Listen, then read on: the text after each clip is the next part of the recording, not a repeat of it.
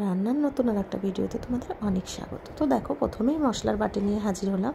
তার মধ্যে দিয়ে দিলাম পেঁয়াজ, আদা, রসুন, কাঁচা লঙ্কা দিয়ে সামান্য এক চিটটা একটু জল দিলেও হবে, না দিলেও হবে, দিয়ে সুন্দর একটা মিহি পেস্ট করে নেবো। এদিকে দেখো চিকেনগুলোকে ছোটো ছোটো করে পকোড়ার মতন পিস করে নিয়েছিলাম, নিয়ে ভালো করে ধুয়ে রেখেছি। ওর মধ্যে দিয়ে দিলাম মশলাটা, নুন দিয়ে দিলাম, হলুদ দিয়ে দেবো, একটু ধনের গুঁড়ো দিয়ে দেবো, জিরের গুঁড়ো দিয়ে দেবো, গোলমরিচের গুঁড়ো, তারপরে দেবো হলুদ, দেবো লঙ্কার গুঁড়ো, তারপরে দিয়ে দেবো কর্নফ্লাওয়ার। এখানে 150 গ্রাম মতন কর্নফ্লাওয়ার আমি দিয়েছি। তারপরে দিয়ে দিলাম সোয়া সস, তারপরে একটুখানি জাস্ট খাবার সোডা ওর মধ্যে দিলাম, দিয়ে খুব ভালো করে সুন্দর করে সবগুলো মাখিয়ে নিলাম।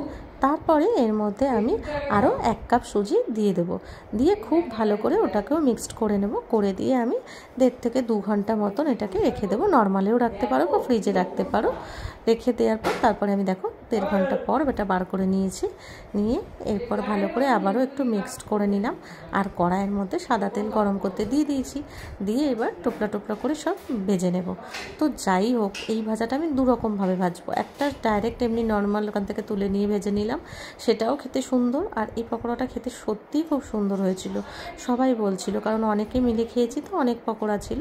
তো এটা একবার তুলে নিলাম, নিয়ে আবারও খানিকক্ষণ ভেজে নিলাম এইভাবে। তারপরে খানিকটা আবার ভাজলাম কি করে জানো, পাউরুটির গুঁড়ো করে। তো আমার কাছে ঘরে বেশি ছিল না, 3খানা মানে ব্রাউন ব্রেডের পিস ছিল, ওটাকে গুঁড়ো করে নিয়েছি। গুঁড়ো করে নিয়ে ওটাকে একটুখানি শুকনো কাঠকোলা আগে সেঁকে নিতে হবে, সেঁকে নিয়ে তারপরে গুঁড়ো করে নিয়েছি। নিয়ে ওটা আমি থালার মধ্যে ঢেলে নিলাম। ঢেলে নিয়ে একটা একটা করে আমি পিস তুলেছি চিকেনে, আর ওর মধ্যে সুন্দর করে কোট করেছি। কোট করে দিয়ে দিয়েছি তেলে। আর এটা একটা ভাজা হয়েছে, তো দুটোই ভালো হয়েছিল। মেয়ে বললো যে মা, যেটা ব্রেড ক্রামস দিয়ে করেছো সেটার টেস্টটা একটু বেশি ছিল। আর আমি ব্রেড ক্রামসের মধ্যে যেটা মিশিয়ে নিয়েছিলাম সেটা হচ্ছে 1 চামচ মতন আমি দিয়ে নিয়েছিলাম চাট মশলা। আর এটা চাট মশলা ছাড়া করেছিলাম, তাই উপর দিয়ে একটু চাট মশলা ছড়িয়ে দিয়েছি। তো এবার চলো করি।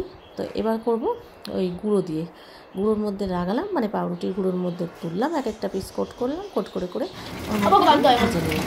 তো এই ভাজাটা মেয়ে খেয়েছিল, তো ওকে প্রথমে এই ভাজাটা দিয়েছি, আর বাকি সবাইকে প্রথমে যেটা ভেজেছিলাম ওটা দিয়েছিলাম। মেয়ে খেয়ে ভীষণ খুশি হয়েছে, বলছে মা আজকের পকোড়াটা যেন অন্য সব দিনের থেকে সেরা হয়েছে, তাই তোমাদের সাথে শেয়ার করলাম। টাটা।